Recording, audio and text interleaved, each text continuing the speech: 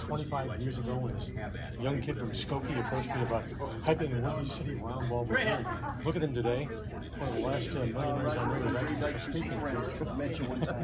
Camp, the legacy of college football players as a broadcaster. You talked about it. You're the man. What strikes a chord with him?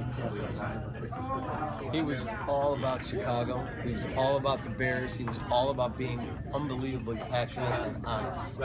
Even if the Bears played poorly, you heard Doug Buffone coming through on the radio. He was the greatest, and he was a wonderful man. I've always said that the reason that the show with OB resonated to such a remarkable extent was when they were mad, it was legitimate. No They were so passionate about the Bears that you couldn't create world wrestling entertainment. What they did, this was the fact that this was their franchise. It was about George Harris. It was about their years and really. So when the world played miserably, they just took it personally. Well, the thing was, you got in the car after you left Soldier Field, or you turned it on after you watched the game and they got beaten up badly, and the way they were screwing up was exactly what you were doing on your couch. That's why they resonate. They were the best. Does it bother you in hindsight when you think about how well this guy played? He had the misfortune to play on 11 losing teams in 14 years. Doug Buffone, and really this is the essence of my book, really never got the pub he deserved as a player. Well, because he had number 51 there. He didn't have a lot of great teams that he was a part of.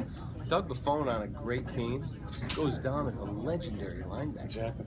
People don't know this. It's in the book. The Dallas Cowboys in Philadelphia were crazy about Doug Buffone. Pittsburgh Steelers, Jack Ham perfected his technique by watching Doug Buffone. He could have forced a trade. He had that much muscle in the 60s, but he always believed that if you ever won big in Chicago, it'd be like no place else. Yeah, that's the way Lou Piniella came here. If I can win big with the Cubs, people go to the Bears. They go to these teams thinking, boy, this is the greatest sports city in the world. Doug Buffone will be so missed, but he epitomized Chicago Bears. Would you like to see the Chicago Bears put a 55 patch on their jerseys this year to honor Doug Buffone? That's a no-brainer. That is a no-brainer. That should be. Friend, they're wonderful. God bless you. Sign our tribute for them. Absolutely. God bless. I want to give you a book. You got it. Congrats. I know you're busy. Joanne will turn the camera.